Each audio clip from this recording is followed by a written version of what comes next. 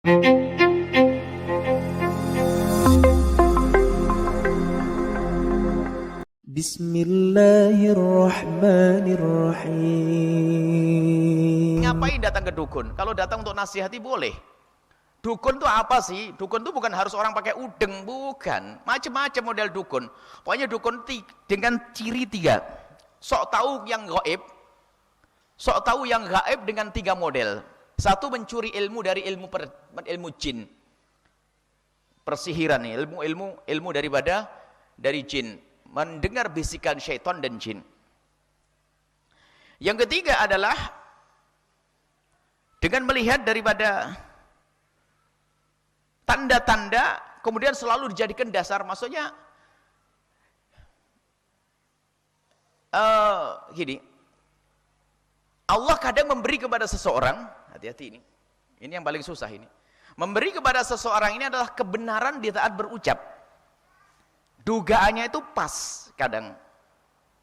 Cuman yang jadi masalah adalah tambahannya. Karena sudah merasa kalau ngomong selalu benar, akhirnya ngarang-ngarang ada tambahannya. Ini biasanya tidak disadari kalau dia adalah masuk dunia perdukunan. Makanya jangan percaya kalau ada orang ngomong sesuatu yang hendaknya disembunyikan. Tentang kematian, mati besok, ini kamu ada ininya. Wah, ada macam-macam. Sekarang ada jinnya 20. Nah, ini mana dunia perdukunan.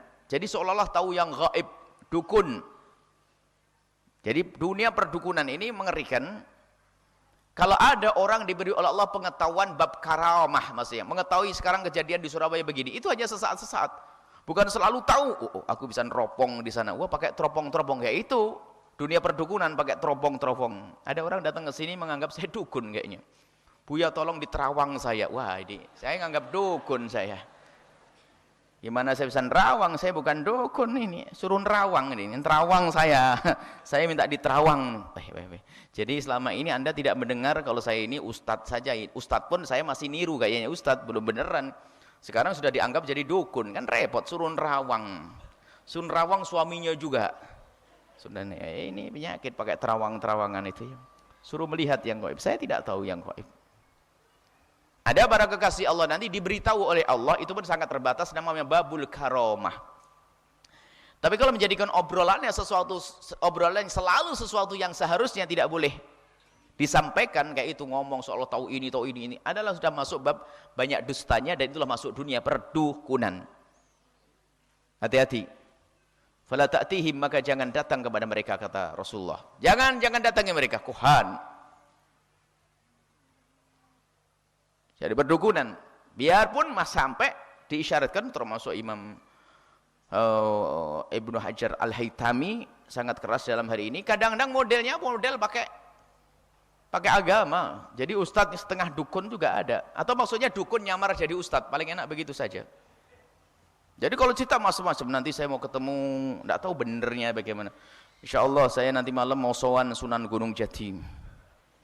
Insya Allah besok saya kasih kabar. Ya salam bahasanya, mau sowan Sunan Gunung Jati. Apalagi, alhamdulillah semalam Nabi Adam, Nabi Idris. Wah, kacau ini. Ngalang-ngalai dari wali kutub saya Abdul Qadir Jailani nggak pernah cerita begitu. Nah, ini ada model macam-macam itu. Nah, ini bahkan suatu ketika ini kita tidak datang lagi, dan memang masalahnya adalah obatnya manjur, penyakit nih. Suatu ketika ada orang jago ngobati dia, memang yang daftar ngantri.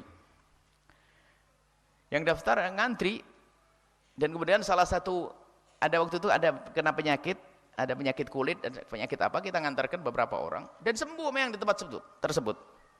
Cuman gara-gara setelah itu dia cerita, kita tidak mau datang lagi, dan haram saya mendatangi tempat tersebut. Cerita, saya itu kalau sudah ziarah Nabi Muhammad itu saya langsung dipersilakan masuk Rasulullah. Saya ngobrol berdua dengan Rasulullah. Wah, kacau ini. Saya dengar dengan kuping saya ini, wah ini tidak boleh lagi datang ke sini. Tak pikir dia baik mulai kemarin, tak tahu nyomongannya sudah bual kayak begitu. Terus omongannya sudah yang gaib sudah saya tahu. Coba dia tidak bohong saja, tidak ngomong yang aneh-aneh, kan obatnya mujarab sudah kan. Allah. Ini adalah problem dunia perdukunan, tapi gayanya ustadz ini kan repot lagi. Maka Anda jangan dekat dengan orang-orang yang sok-sok sudah berbicara begitu. Maksudnya biar dianggap dia punya kasyaf dan sebagainya. Kasyafnya para kekasih Allah itu tidak selamanya Dan kasyaf bagi kekasih Allah itu berat. Misalnya dibukakan seorang waliullah, dikasih tahu bahwa dia melakukan kemaksiatan, dia nangis karena apa? Pengennya tidak melihat aibnya orang. Misalnya ada seorang waliullah melihat si fulan berzina, si fulan ini, itu nangis mereka. Saya tidak pengen lihat aibnya orang, tapi dibuka oleh Allah untuk sebuah pesan, untuk menyampaikan pesan, atau untuk sebuah hajat. Tapi mereka sebenarnya menjerit, saya tidak ingin seperti ini. Lalu sekarang ngaku walinya ngaku. Setiap hari ngaku kasyaf. Melihat ini itu tuh. Oh, cerita ini setiap pagi cerita sama Ruwani, hari ini kejadian di sini ini. Padahal baru lihat internet ya. Kayak kasyaf beneran. Pendusta semua. Nah, hati-hati. Baik, dunia perdukunan ini luar biasa. Sebab pada dasarnya kita tuh beriman kepada yang gaib. Maka di situ ada orang yang main-main di balik yang gaib, yaitu dukun. Maka Nabi mengatakan, "Fala ta'tihim, jangan kau datangi mereka." Qultu wa minna rijalun yatatayyarun. Di antara kami ada orang-orang yang tatayyur. Tatayyur itu ada yang mempercayai dengan burung. Ada saneh sama jareh ya. Ada burung nama burung ya, burung apa gitu. Jadi pokoknya istilahnya urusan dengan burung atau binatang. Dia mau pergi. Kalau lihat burung pergi ke sana, batal. Wah ini. Jadi ini maknanya luas, bukan saja urus tatoyong dan burung ini. Ada misalnya yaitu kalau di negeri kita ini ada burung gagak. Oh, burung gagak di rumah kita. Waduh, ada yang mati. Tatoyur, mempercayai tentang burung-burung. Kalau Nabi mengatakan apa? Dzaka syai'un yajidunahu fi sudurihim. Itu sebenarnya hanya unek-unek di hati mereka. Artinya melihat burung pergi ke barat, ke kanan. Kalau misalnya ada burung namanya saneh ya, apa istilah di Arab yang Nabi sebutkan itu. Jadi kalau ada burung itu biasanya burung ke arah kanan sana, maka kita pergi. Kalau burungnya ke arah kiri, batal pergi. Kayak ada ular di tengah jalan, ada orang di tengah jalan lihat ular nyebrang, itu balik. Ajib, kalah sama ular. Balik. Kenapa? Ada ular lewat, wah celaka ini. Oh, dia suudzon kepada Allah, prasangka buruk kepada Allah, maka jadilah celaka nanti. Burung biarkan burung. Burung mencari makan kok dia. Bukan karena ngurusi nasib kita. Yang ngurus nasib kita adalah Allah. Ini macam-macam keyakinan-keyakinan yang semacam ini. Dan tatayyur ini nanti lawannya adalah tafaul, prasangka baik kepada Allah Subhanahu wa taala. Kemudian tasya'um, tatayyur ini juga ada hubungannya dengan tasya'um. Tatayyur itu ada menghubungkan dengan burung-burung, binatang-binatang ini untuk menentukan pilihan dan nasibnya. Ada tasya'um, jadi menjadi prasangka buruk. Ada ini prasangka buruk. Di rumah gelasnya pecah, prasangka buruk. Waduh, ada apa ya? Ya kalau ada gelas pecah ya, oh insya Allah rezekinya mau ditambah, namanya gelas bisa pecah. Kalau gelas terbang itu namanya suami ngamuk. Suami yang nggak santri, gelas ya pecah lah namanya gelas kok. Cuman kadang-kadang ditafsiri yang aneh-aneh. Nasi busuk, waduh Pak, nasinya busuk, anak kita yang lagi kuliah mungkin demam bener tuh. Prasangka buruk, nggak ada. Hendaknya kita prasangka baik kepada Allah Subhanahu wa taala. Fala yasuddannahum. Maka kalau kamu menemukan yang demikian, unek-unek di dalam hati prasangka. Jadi mau pergi, tatanya burungnya pergi ke arah timur. Wah ini nggak boleh. Menurut dukun, maka jangan sampai unek-unek itu menghalangimu untuk berjalan. Terus pergi, jangan pikirin itu. Jangan sampai menghalangi pergi sudah. Lawan itu.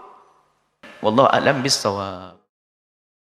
Bagaimana hukumnya menarik-narik benda seperti keris, batu-batu atau pusaka yang lainnya, Bu ya? Menarik?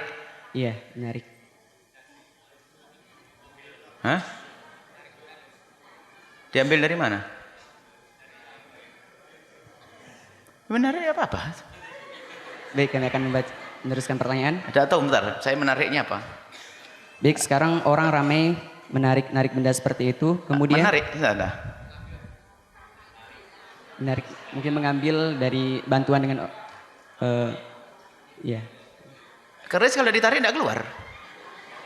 Dari sekarang alam bermasalah gaib, gini. Mungkin dari alam gaib maksudnya. Hah? Dari alam gaib. Alam gaib, wah hebat betul. Saya pesen. Baik, mohon penjelasannya Bu ya. Saya kasih cerita. Ada satu